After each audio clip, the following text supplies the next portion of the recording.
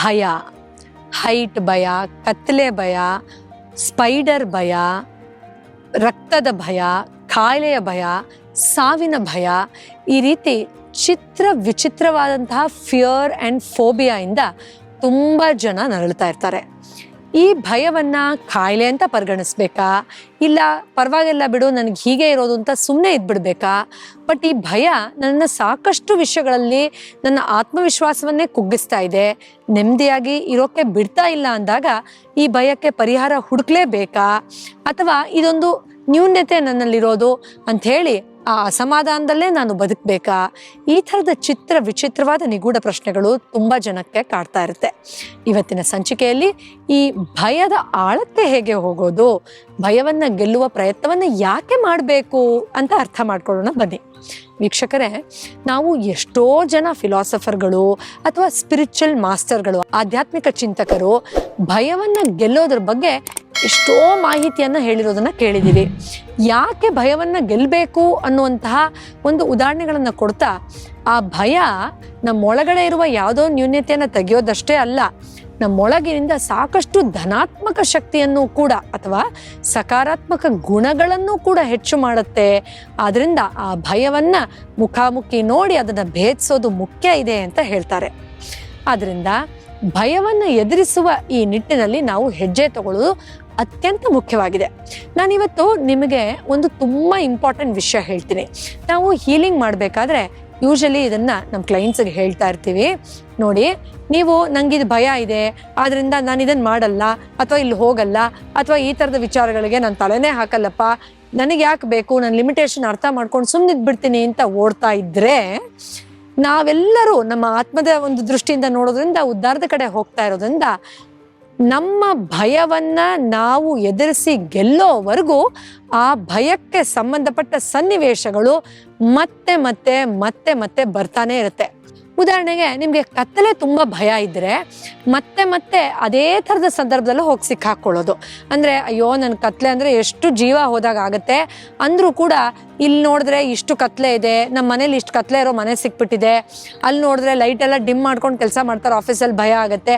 ಈ ಥರ ಮತ್ತೆ ಮತ್ತೆ ಆ ಸನ್ನಿವೇಶವನ್ನು ನೀವು ಫೇಸ್ ಮಾಡಲೇಬೇಕು ಅನ್ನೋ ಥರದ್ದು ಒಂದು ಟ್ರ್ಯಾಪಲ್ಲಿ ಸಿಕ್ಕಾಕೊಳ್ತಾ ಇದ್ದೀವೇನೋ ಅನ್ನೋ ಥರದ್ದೊಂದು ನಿಗೂಢ ಪರಿಸ್ಥಿತಿ ಬಂದ್ಬಿಡುತ್ತೆ. ಇನ್ನೊಂದು ವಿಷಯ ಹೇಳ್ತೀನಿ, ಇದು ತುಂಬ ಮುಖ್ಯವಾದದ್ದು. ನಮಗೆ ಭಯದ ಹಿಂದಿನ ಭಾವನೆ ಅಂದರೆ, ಎಷ್ಟೋ ಜನಕ್ಕೆ ಅದು ನೋಡಿದ್ರೆ ಸತ್ತೇ ಹೋಗ್ತೀನಿ ಅನ್ನೋ ಥರ, ಅಥವಾ ಏನೋ ಲೈಫ್ ಥ್ರೆಟ್ ಇದೆ ಅನ್ನೋ ಥರ, ಅಥವಾ ತುಂಬ ಏನೋ ಅಸಹಾಯಕ ಆಗ್ಬಿಟ್ಟೆ ನನಗೇನೋ ಥರ ಫೀಲಿಂಗ್ ಬರುತ್ತಲ್ಲ, ಆ ಫೀಲಿಂಗ್ ಗೆಲ್ಲೋವರೆಗೂ ಮತ್ತೆ ಆ ಥರದ್ದೇ ಸನ್ನಿವೇಶಗಳನ್ನು ನೀವು ಎದುರಿಸ್ತಾನೆ ಹೋಗ್ತೀರಾ. ಆದ್ದರಿಂದ ಯಾವುದರಿಂದನೋ ಇದು ನ್ಯೂನ್ಯತೆ ಬೇಡ ಅಂತ ಓಡೋಗೋದು ಪರಿಹಾರ ಆಗಿರಲ್ಲ. ಪ್ರಕೃತಿ ನಮಗೆ ಅದನ್ನ ಗೆಲ್ಲಲಿ ಅನ್ನೋದಕ್ಕೋಸ್ಕರ ಬೇರೆ ಬೇರೆ ಅವಕಾಶಗಳನ್ನು ಅಥವಾ ಚಾಲೆಂಜಸ್ನೋ ಕೆಲವು ಸತಿ ಕಷ್ಟಗಳನ್ನು ನಮ್ಮ ಮುಂದೆ ಇಡ್ತಾನೆ ಹೋಗುತ್ತೆ. ಹೇಗಿದನ್ನ ಭೇದಿಸೋದು ಅನ್ನೋದ್ರಲ್ಲಿ ಒಂದು ತುಂಬಾ ದೊಡ್ಡ ತಪ್ಪು ಮಾಡ್ಬಿಡ್ತಾರೆ ಕೆಲವರು. ಈ ಭಯ ಇದೆಯಾ, ಹಾಗಾದ್ರೆ ಡೈರೆಕ್ಟ್ ಆಗಿ ಹೋಗಿ ಒಂದೇ ಸತಿ ಅದನ್ನ ಎದುರಿಸ್ಬೇಡ, ಇವತ್ತು ಅದೇನ್ ಭಯ ಇದೆಯಲ್ಲ ಹೊರಟೋಗ್ಲಿ ಅಂತ ಹೋಗ್ತಾರೆ. ಬಟ್ ಎಷ್ಟೋ ಜನಕ್ಕೆ ಇದರಲ್ಲಿ ವಿಚಿತ್ರವಾದ ಆಘಾತ ಆಗೋಗುತ್ತೆ. ಫಾರ್ ಎಕ್ಸಾಂಪಲ್, ಹೈಟ್ ಭಯ ಇದ್ರೆ ಇವತ್ತಿಷ್ಟು ದೂರದಿಂದ ನಾನು ಬಂಜಿ ಜಂಪಿಂಗ್ ಮಾಡೇ ಬಿಡ್ತೀನಿ, ನೋಡೇ ಬಿಡೋಣ ಅಂತ ಹೋಗಿ ಮತ್ತೇನೋ ಮಾಡ್ಕೊಳ್ಳೋದು, ಆ ಶಾಕಲ್ಲಿ ಇನ್ನೇನೋ ಕಾಂಪ್ಲಿಕೇಶನ್ ಆಗೋದು. ಇಲ್ಲ, ನನಗೆ ಪಲ್ಲಿಗಳದ್ದು ಸ್ಪೈಡರ್ದು ಭಯ ಇದೆ, ಇವತ್ತು ಹೋಗೇ ಬಿಡೋಣ, ಅದ್ರ ಹತ್ರ ಮುಟ್ಟೆ ಬಿಡೋಣ ಅಂತ ಹೋಗಿ ಏನೋ ಒಂಥರ ಶಾಕ್ ಆದಂಗಾಗಿ ಅವತ್ತಿಂದ ಬೇರೆ ಬೇರೆ ಥರದ ಸಮಸ್ಯೆಗಳು ಬಂದ್ಬಿಟ್ಟಿದೆ ಅನ್ನೋದು. ಅಥವಾ ನನಗೆ ಸಾವಿನ ಭಯ ಇದೆ, ಹೆಣಗಳ ಅಥವಾ ಡೆಡ್ ಬಾಡಿ ಭಯ ಇದೆ, ಇವತ್ತು ಹೋಗೇ ಬಿಡೋಣ, ಸಾವಿಗೆ ಹೋಗ್ಬಿಟ್ಟು ಅದನ್ನು ಮುಟ್ಟೆ ಬಿಡೋಣ, ನೋಡೇ ಬಿಡೋಣ ಅಂತ ಹೋಗಿ ಅವತ್ತಿಂದ ನನಗೆ ಮತ್ತೆ ಮತ್ತೆ ಜ್ವರ ಬರ್ತಾ ಇದೆ, ನಿದ್ರೆ ಕೆಟ್ಟು ಹೋಗಿದೆ, ಕೆಟ್ಟ ಕನಸು ಬರ್ತಾ ಇದೆ ಅಂತ ಹೇಳೋರು. ಈ ಥರದ್ದೆಲ್ಲ ಸಮಸ್ಯೆಗಳಾಗುತ್ತೆ. ಆದ್ರಿಂದ ಕೆಲವು ಸರಿ ಈ ಭಯ ತುಂಬ ಹಳೇದಾಗಿದ್ರೆ, ತುಂಬ ವರ್ಷಗಳಿಂದ ಬೇರೂರಿದ್ರೆ ಸೂಕ್ತರ ಸಲಹೆ ತಗೊಂಡು ಹಂತವಾಗಿ ಅದನ್ನು ಭೇದಿಸುವಂಥ ಪ್ರಯತ್ನ ಮಾಡೋದು ಖಂಡಿತ ಸೂಕ್ತ.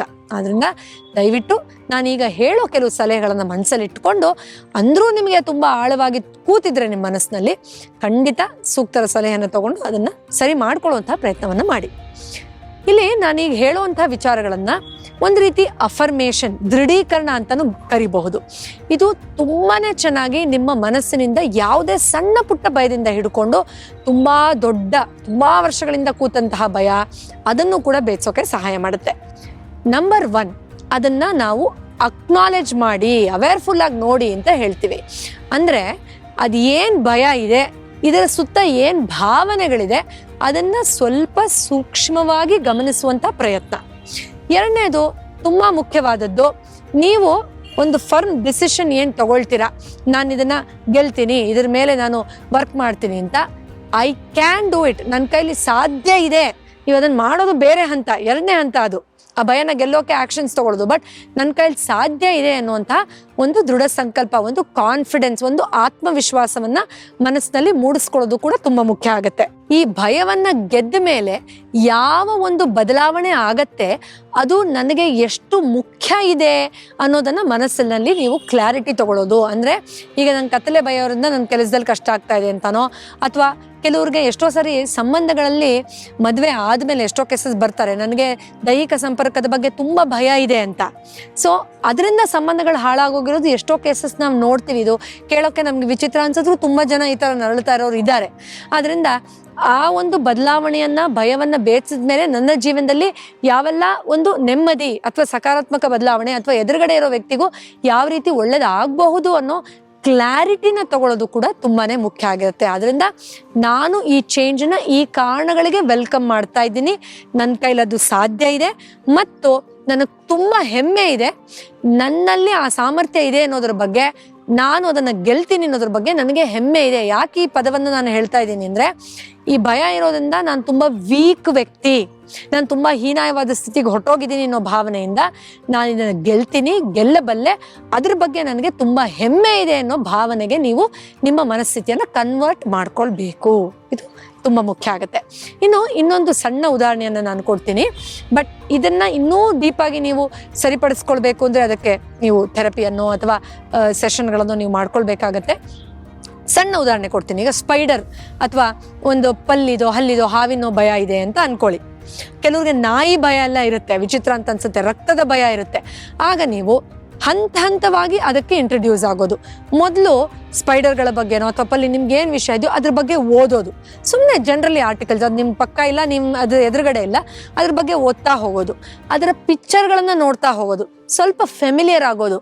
ಮೈಂಡು ಫೆಮಿಲಿಯರ್ ಆಗುತ್ತಲ್ಲ, ಫೆಮಿಲಿಯರ್ ಆಗ್ತಾ ಆಗ್ತಾ ಭಯನ ಕಮ್ಮಿ ಮಾಡ್ಕೊಳ್ತಾ ಹೋಗುತ್ತೆ. ನಾವು ಚಿಕ್ಕವರಿದ್ದಾಗ ಸ್ಕೂಲ್ಗೆ ಹೋಗೋಕ್ಕೆ ಇನಿಷಿಯಲಿ ಎಷ್ಟು ಭಯ ಇತ್ತು, ಫೆಮಿಲಿಯರ್ ಆದಮೇಲೆ ಆಟ ಆಡ್ಕೊಂಡು ಹೊರಟೋಗ್ತಾ ಇದ್ವಿ ಅಲ್ವಾ. ಅಂದರೆ ಪರಿಚಯ ಆಗ್ತಾ ಆಗ್ತಾ ಭಯದ ಪ್ರಮಾಣ ಕಮ್ಮಿ ಆಗ್ತಾ ಹೋಗುತ್ತೆ. ಅದಾದಮೇಲೆ ಅದ್ರ ಬಗ್ಗೆ ವಿಡಿಯೋಸ್ ನೋಡೋದು. ಈಗಂತೂ ಯಾವ ವಿಷಯದ ಬಗ್ಗೆ ಬೇಕಾದ್ರೂ ವಿಡಿಯೋ ನಾವು ನೋಡ್ಬೋದು.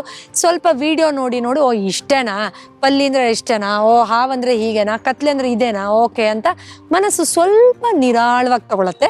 So introduce your mind towards it. ನೀವು ಅದರ ಪರಿಚಯ ಮಾಡ್ಕೊಳ್ತಾ, ಅದರ ವಿಡಿಯೋಗಳನ್ನು ನೋಡ್ತಾ, ಅದ್ರ ಬಗ್ಗೆ ತಿಳ್ಕೊಳ್ತಾ ಇದು ಮಾಡೋದು. ಸ್ವಲ್ಪ ಸ್ವಲ್ಪ ಆಮೇಲೆ ಅನುಭವಕ್ಕೆ ಇಳಿಯೋದು. ಜೊತೆಲಿ ಯಾರ್ದಾದ್ರೂ ಸಪೋರ್ಟ್ ತಗೊಂಡು ಆ ಅನುಭವನ ನೋಡೋಣ, ಸ್ವಲ್ಪ ನಿನ್ನ ಜೊತೆಲಿ ಬಾ, ಕತ್ಲೆಲಿ ಹೊರಗಡೆಯಿಂದ ಬರ್ತೀನಿ ನಾನು, ನಿನ್ನ ಜೊತೆಲಿ ನಿಂತ್ಕೊಪಲ್ಲಿ ಇಲ್ಲೇ ಇದ್ರು ಏನಾಗುತ್ತೆ ನೋಡ್ತೀನಿ ನಾನು ಅಂತ ಆಮೇಲೆ ಸ್ವಲ್ಪ ಆ ಅನುಭವಕ್ಕೆ ಮುಕ್ತವಾಗಿ ನೀವು ಇಳಿಯೋದು. ವೀಕ್ಷಕರೇ, ಭಯ ನಮಗೆ ತುಂಬ ಚಿಕ್ಕದು, ಅಥವಾ ಕೆಲವು ಸತಿ ಕಾಮಿಡಿ ಮಾಡ್ತೀವಿ, ಕ್ರಿಟಿಸೈಸ್ ಮಾಡ್ತೀವಿ, ನಿಂಗೆ ಆ ಭಯ ಈ ಭಯ ಅಂತ ಅನ್ಸಿದ್ರು ಕೂಡ ಈ ಭಯ ಒಂದಾಗಿ ಒಂದಾಗಿ ಒಂದಾಗಿ ಒಂದರ ಮೇಲೆ ಒಂದು ತುಂಬಿಕೊಳ್ತಾ ಬೇರೆ ಬೇರೆ ರೀತಿಯ ಸಮಸ್ಯೆಗಳನ್ನು ಕೊಟ್ಬಿಡುತ್ತೆ. ಭಯದ ಪರಿಚಯ ಹೃದಯದಲ್ಲಿದ್ದಾಗ ಮುಂದೆ ಯಾವುದೋ ದೊಡ್ಡ ಕೆಲಸ ಮಾಡಕ್ಕೆ ಹೋದಾಗ ನಂಗೆ ಆಗಲ್ಲಪ್ಪ ಅಂತ ಅದೇ ಫೀಲಿಂಗ್ ಇಲ್ಲಿ ರೀಪ್ರೊಡ್ಯೂಸ್ ಆಗುತ್ತೆ. ಅದರಿಂದ ಫೇಸ್ ಯೋರ್ ಫಿಯರ್, ನಿಮ್ಮ ಭಯವನ್ನು ಎದುರಿಸಿ ಗೆಲ್ಲುವ ಪ್ರಯತ್ನವನ್ನು ಮಾಡಿ. ಮುಂದಿನ ಬಾರಿ ಇನ್ನೊಂದು ಔಷಧ ರಹಿತ ಚಿಕಿತ್ಸೆ ಸಲಹೆ ಜೊತೆ ಮತ್ತೆ ಭೇಟಿ ಆಗ್ತೀನಿ. ಎಲ್ರಿಗೂ ಒಳ್ಳೆಯದಾಗಲಿ. ನಮಸ್ಕಾರ.